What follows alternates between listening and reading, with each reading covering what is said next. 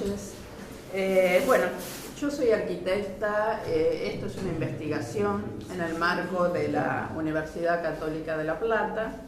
Tengo una especialización en patrimonio edificado de la misma universidad y tengo otra especialización en valoración económica del patrimonio de la Universidad Politécnica de Valencia. Estoy un poquito difónica, no sé si se dan cuenta. Bueno, el trabajo trata sobre la valoración económica de un sector de la ciudad de Buenos Aires, que es La Boca, el barrio de La Boca, que está al sur de la ciudad de Buenos Aires, pegado al riachuelo.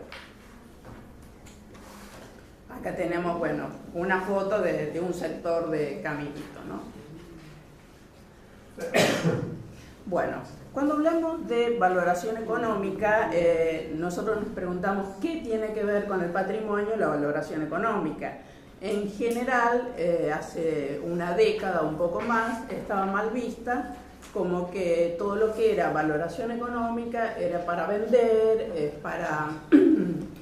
como que uno no le da realmente el valor de legado, el valor de identidad, el valor de memoria, el significado, sino que todo eso uno lo estaría como vendiendo como lo más importante. La valoración económica no es para vender, sino al contrario, es una valoración social. Este tipo de valoración se hace mediante encuestas en la sociedad y en el marco de estas encuestas realmente se le pregunta a la gente qué es lo que considera más valioso en la zona, qué es lo que recuerda, cómo se siente identificado. Entonces, ¿cuál es el objetivo y la relevancia de la valoración económica? ¿Qué se entiende por valor económico?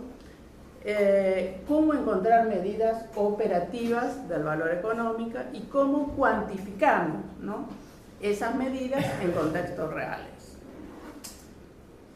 Bueno, uno de los sectores de La Boca tenemos el puente transbordador, que es uno de los pocos que creo que hay 7 ahí en el mundo. Este está declarado patrimonio monumento, histórico nacional, arquitectónico. Y lo vemos en una foto antigua y una foto en la actualidad. Hoy en día se está poniendo en valor, ahí vemos que es como colgando, que transportaba a las personas, los carruajes. Y yo siempre que pasaba por ahí, vivía en Quilmes y tenía que cruzar este riachuelo para ir a Capital, decía, uy, le faltan las partes que sigue ese puente. O sea, no me imaginaba que era colgante ese tipo de puentes, ¿no? Bueno, este es otro sector que es Caminito, que está muy visitado por turistas. Otros sectores del barrio de La Boca, bueno, esto no es Caminito, justo, es la escuela, la Vuelta de Rocha. Bueno, cuando hablamos de valoración económica, en realidad valoración de inmuebles, valoración de tangibles, vemos que generalmente se habla de un valor de mercado. Cuando hablamos de valor de mercado es cuando tiene un mercado, o sea, alguien está interesado en ese bien para comprarlo. Pero los bienes patrimoniales en general no se venden, entonces no tiene el mercado. Tiene valor un inmueble, un tangible, un intangible, cuando no tiene mercado, sí tiene valor. Supuestamente lo que decía Adam Smith, que había una mano invisible del mercado, pero esa mano invisible del mercado a veces no funciona. Entonces se da lo que se llama fallo de mercado. Es decir, una situación donde el mercado no asigna eficientemente los recursos por sí solo. Una de esas causas que cuando el mercado no asigna el correspondiente valor sería una externalidad. ¿Qué es una externalidad? Las externalidades pueden ser positivas y negativas. Hablamos de externalidades, por ejemplo, en la fabricación de un coche. Da puestos de trabajo, es decir, es un beneficio socioeconómico. Pero ese coche lo que contamina en su periodo de vida y el residuo que deja cuando expira es la parte negativa. Negativa para la salud de la sociedad y para el medio ambiente. Entonces, hay costes que paga toda la sociedad, que son positivos y negativos. En el caso de este auto, en la fabricación de este coche sería un coste negativo. En el caso del patrimonio sería un coste también negativo si no le damos la asignación de recursos necesarios. Entonces, el Estado no reconoce, ¿cuál es el problema? El Estado no conoce la valoración de los individuos respecto al consumo de la cultura y patrimonio histórico, porque dicho valor no se construye con transacciones normales de mercado y no tiene cauces para que se revele adecuadamente. ¿Esto en qué influye? Bueno, esto es importante porque a veces hay bienes que no se le da valor, entonces no se le asigna la provisión de recursos necesarios como para poder poner en valor esos inmuebles. Esos inmuebles, esa zona de la ciudad, puede ser vista de diferentes maneras.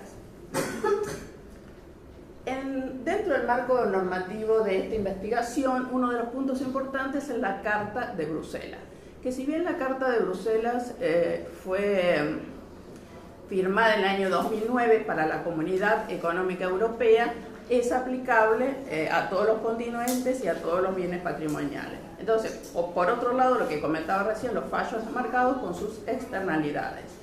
Y el tercer marco normativo, el bien patrimonial como recurso para el desarrollo.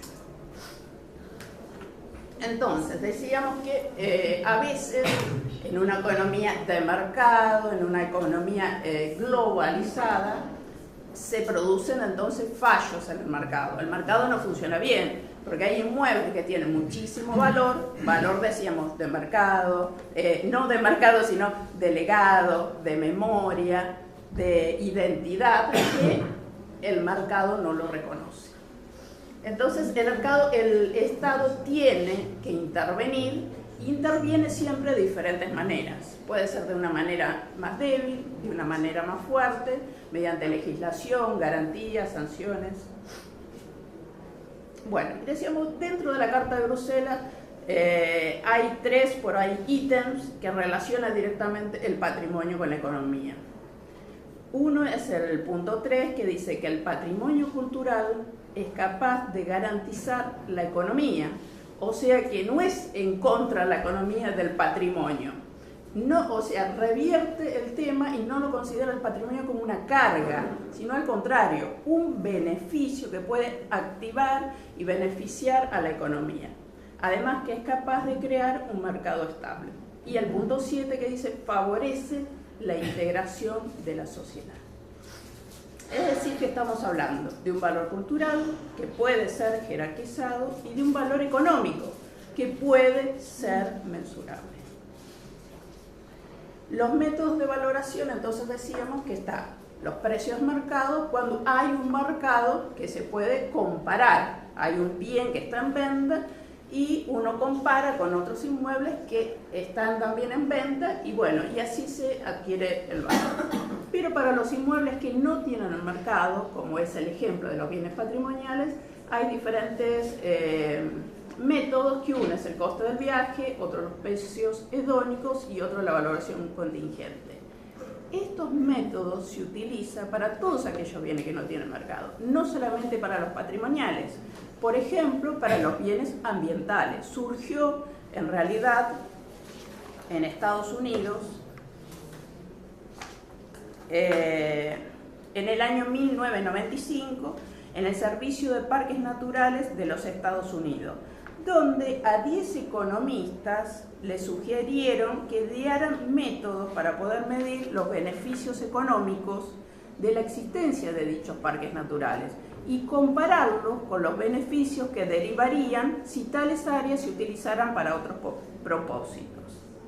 Hotelling, que era profesor de estadística de Columbia, respondió a este pedido y presentó lo que en esencia sería el método del coste del viaje.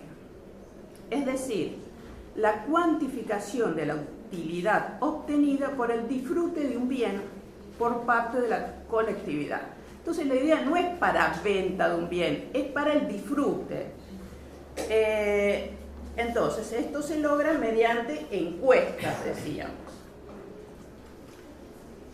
Tan importante es la relación entre el patrimonio, el crecimiento sostenible, que hasta el Banco Mundial incorporó esta tabla dentro de sus pautas de trabajo, donde habla de métodos de valoración económica que no es solamente que tiene en cuenta el dinero.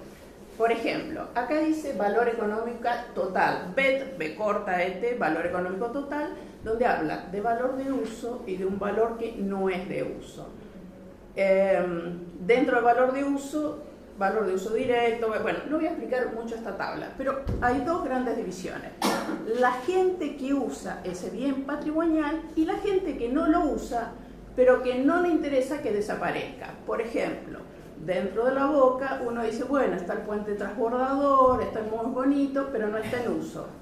En la época de Menem lo estaban por desarmar como hierro viejo, ¿no? Entonces, mucha gente saltó y dijo que no. Gracias a Dios, porque ahí está en pie y se está poniendo en valor. Entonces, ahí este puente no está en uso, pero a la gente le interesaba que siga estando. Para la gente era todo un símbolo, un ícono, y quería que siga ahí, y no lo usaban. Y por otro lado está todo el sector de Caminito, del barrio, que viene gente de todos los lugares del mundo. Uno de los puntos obligados de visita es todo este sector de la Boca. Entonces, esta gente que viene como turista lo usa, entonces es un método, sería el método del coste del viaje. De repente hay otra gente que no va a ir a la Boca hoy, no va a ir mañana, y por ahí no va nunca, pero no le interesa que eso se tire abajo, o quede así, o caiga en el abandono. Entonces, eso sería el valor de legado, de opción y de memoria. Entonces decíamos que estos, por ahí, dos métodos, que es el de valoración contingente y el del método del coste del viaje, son los dos métodos que se complementan por ahí en darle valoración a toda esta zona de la Boca. Entonces decíamos, el valor del coste del viaje valora todas las externalidades positivas y la cuantificación del disfrute por parte de la sociedad. O sea, la gente que va al barrio, bueno, eso se cuantifica. ¿Qué es lo que más le gusta del barrio? ¿Por qué viene? ¿Qué le gusta? ¿En qué se siente identificado? Y todo ese tipo de encuestas que, bueno, que sirven. Información de los usuarios, o sea, directos del bien porque van al lugar, y el valor de uso. O sea, hace hincapié en el valor de uso, no en el valor de opción. Y el otro método era la valoración contingente, que es el valor de opción. El valor de legado, garantizar el consumo de futuras generaciones, y el valor de existencia, por el simple hecho de existir y que no le interese que ese bien desaparezca.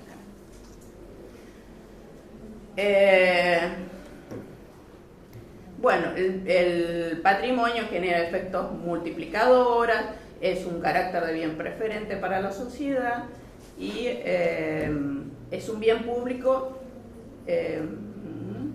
De allí la necesidad de impulsar el conocimiento de la demanda del patrimonio e impulsar los estudios de estimación de la disposición de la gente a pagar por parte de los consumidores, como referente para jerarquización u objetivación de la valoración social del mismo. Bueno, rapidito. Bueno, y eso es todo. Hoy en día, les decía que esto está recién iniciándose. En realidad había empezado la investigación centrándome solamente en el puente transbordador. Como el puente transbordador hoy en día se está poniendo en valor, por ahí no necesitan de una investigación especial como una herramienta política que diga, mira, este puente, ¿cuánto vale para la gente? Porque se está llevando a cabo. Entonces dije, por ahí eso hoy en día no sé si es necesario. Entonces sí, mayor inversión para esa zona de la Boca, porque la gente, claro, por ahí va un rato, lo ve y dice, qué bonito, qué colorido, toma algo y está ahí. Y de repente la gente que vive ahí no vive bien, vive en forma que no es digna, ¿no? En conventillos que cantidad de personas en un ambiente, que no tiene habitación. Entonces todo es un gran tema que se tiene que hablar, que se tiene que ver cómo se encara eso porque hay mucho para trabajar en el área. Entonces esto es simplemente, bueno, una herramienta más para decir, bueno, para la gente esto tiene valor. ¿Cómo se hace para hacerlo sin destruir la esencia del barrio, la memoria, el legado, patrimonio, todo lo que venimos diciendo en patrimonio? Bueno, eso es todo. No sé si hay alguna pregunta.